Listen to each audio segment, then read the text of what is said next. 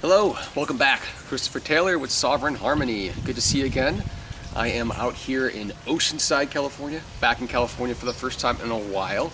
They're actually traveling all over the country for work. So I went to Kentucky, Pennsylvania, Massachusetts, Maine, Texas, and now I'm back in California. And I'll be off to Minnesota next week. So all over the place.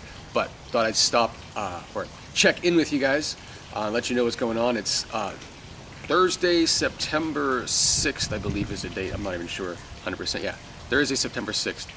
And we're at the end of the summer now. And so my last video, I pretty much went over the big important energies of the summer, which included the 3 eclipses, Mars retrograde, and of course there was a Mercury retrograde as well. Okay, and so now we're at this point, and you can review that video, that previous video, and I'll talk a little bit about it. But we're at this point where now Mercury is not only done with its retrograde, but it's out of its shadow. So it's completely finished with that whole retrograde cycle.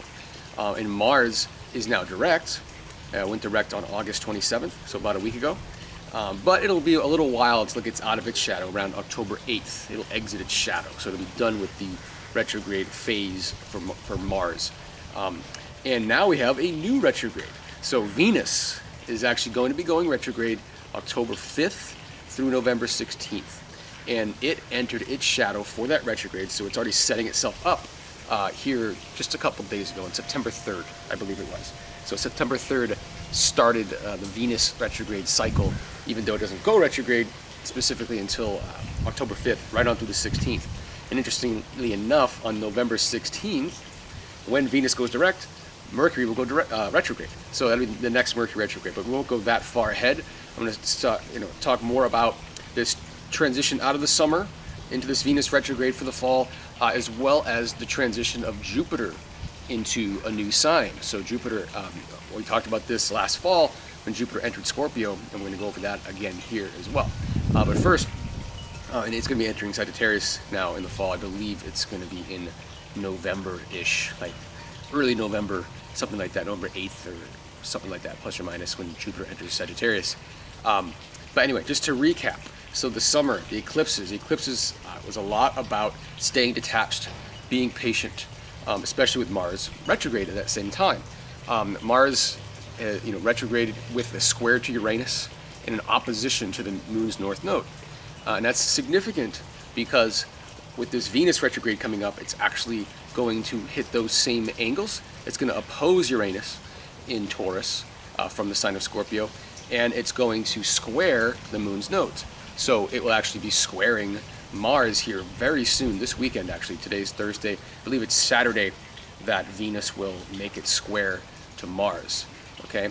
And it's sort of a passing of the torch in a way, okay? And it's interesting because we had Mercury and Venus were in an aspect earlier this week, just as Mercury was leaving its shadow from its retrograde and Venus was entering its shadow.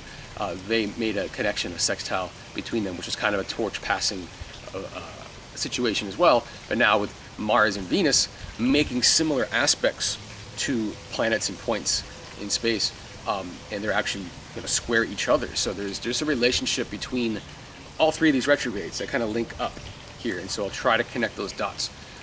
But remember, the main purpose or the main theme of the Mars retrograde was this sort of getting ourselves heading toward the right direction. So we're not going too fast, not going too far too fast, being patient.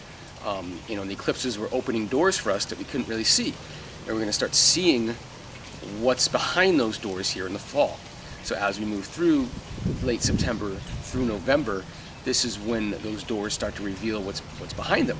And that's because Mars will actually be, now that it's direct, will actually be triggering the points of those eclipses, all 3 of them. And so especially late September, I think it's the 27th of September, I mentioned this in the last video, this is when Mars will actually be right on the point, same degree that the lunar eclipse was back in late July. So a couple of month delay on that as far as when the actual energy of that eclipse happens. It'll be here in the fall, late September into October. So it's something to think about. So if you go back to my previous video, what we talked about in terms of the eclipses, what their significance was, all that comes into play here in the fall. as we're speaking now. And so really it has to do with if we were patient, if we allowed things to line up, if we ensured that we are directing ourselves in the right path, then things start opening for us in this period. So even though Venus is retrograde for the fall, it's not going to really affect anything as far as moving forward goes, because we will be moving forward. And what this Venus retrograde is going to do is, because we're being almost forced forward at this point, Venus will retrograde from Libra back into Scorpio, Scorpio back into Libra, and then it'll move forward again. And so that is going to be a time when we are eliminating certain relationship patterns, certain things we've held on to in old, our past, basically. And we're going to have to do that. We're going to be forced to do that because action's going to be happening. So movement's going to be happening. And very unlike the summer, a lot of action happens, and all we can do is react and process what we're going through internally because of those outward actions. And so it's going to be a much more active time. And this Venus retrograde is more of an inner work that will be going on as we're eliminating certain things, and we're faced with certain relationships and associations that force us to have to process things differently and relate differently. And so it's like the Venus retrograde just kind of happens on its own, essentially, because of the action that's happening throughout the fall. So that will be an interesting time. Okay. The other big thing this fall is the shift of Jupiter from Scorpio into Sagittarius.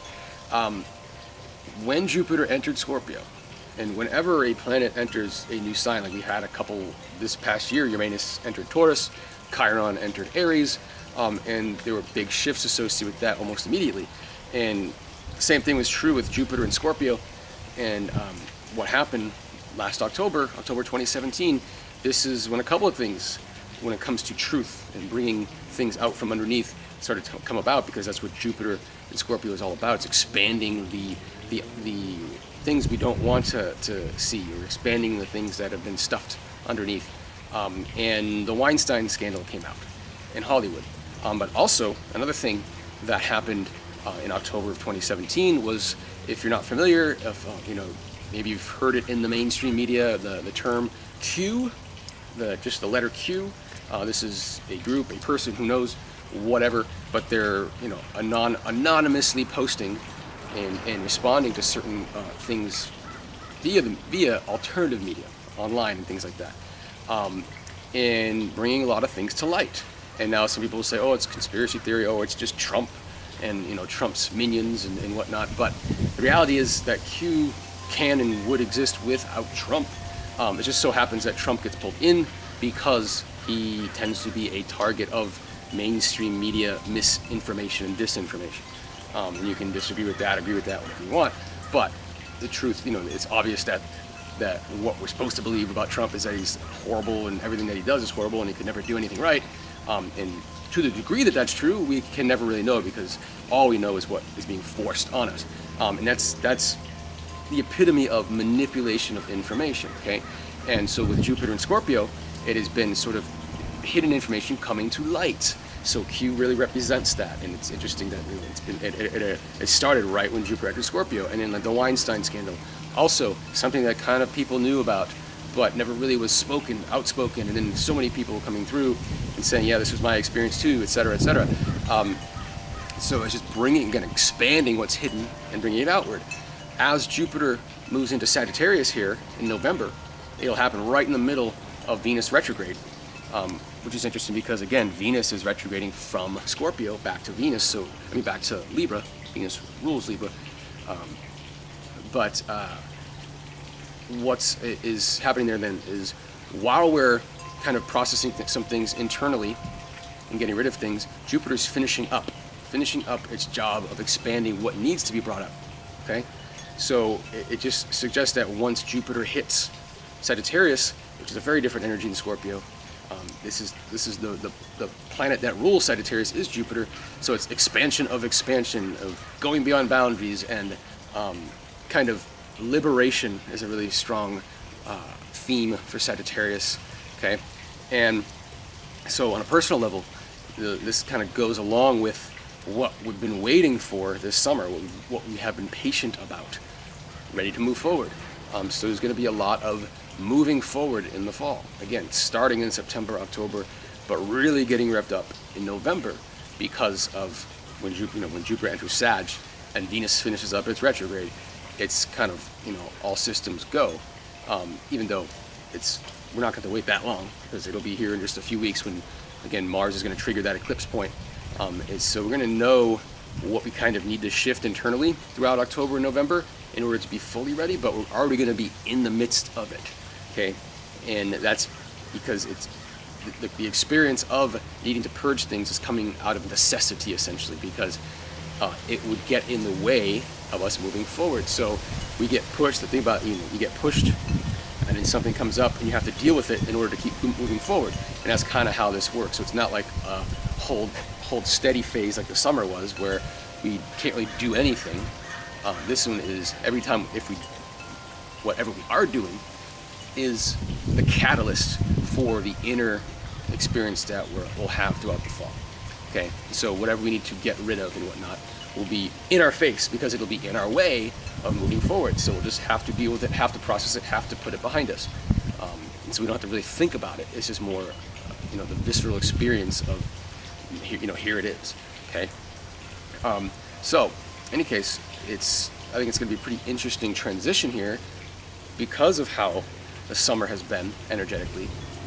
This transition to the fall, which just seems very, very different. Saturn just went direct. Jupiter went direct a few weeks ago. So all the planets are starting to kind of move forward. So we definitely have this sort of, even though winter is coming and the summer is over, we tend to think of that season as slowing down. Things are kind of quite the opposite. So in the southern hemisphere, it's a little bit more aligned with the seasons here, this energy, because you're heading into springtime and summertime. So it'll feel more natural down there, but here in the northern hemisphere, it just is what it is. So as the light decreases, actually activity is increasing. Okay. So anyway, that's pretty much all I have. I don't have a whole lot other than that. I think the main themes, this transition of finishing up Mars retrograde, starting up Venus retrograde, and this transition of Jupiter from Scorpio to Sagittarius, and what it means. I think going forward on a collective level, I think with what has emerged via Jupiter and Scorpio, I think what we'll see with Jupiter and Sag is going to be a real disclosure kind of energy. Okay, expansion. Like Sagittarius rules the medium. It's a very has to do with information at a distance and things like that. And so I just see with Jupiter and Sagittarius, truth really that has been dug up over this past year, Weinstein scandal, what Q is putting out there, etc., just coming full scale in the view, in our sights. Sagittarius is a lot about seeing and vision and seeing what's ahead, okay? And so I just feel like it's going to be in our sights. There's going to be a lot of undeniable proof of certain things that we either kind of suspected already or that we denied and never could believe to be true, having to accept that it is. And whether that's simple little things about politicians or whatever, or it's big things like disclosure, UFO kind of stuff, any other secrecy activities that come to light. Okay, so this could be an interesting year, late 2018 through the summer to fall of 2019. In my opinion, I think it could be almost too much information.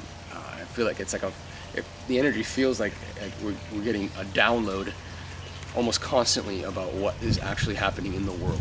Okay, and think of Sagittarius too. That's that energy of long distance travel and communication. So it's about the whole world getting in on something. Anyone that's been held back, it's like the truth coming out really on the largest scale of things. And so I really think that is what we're going to see. Of course, the negative side of that is expansion of nonsense, right?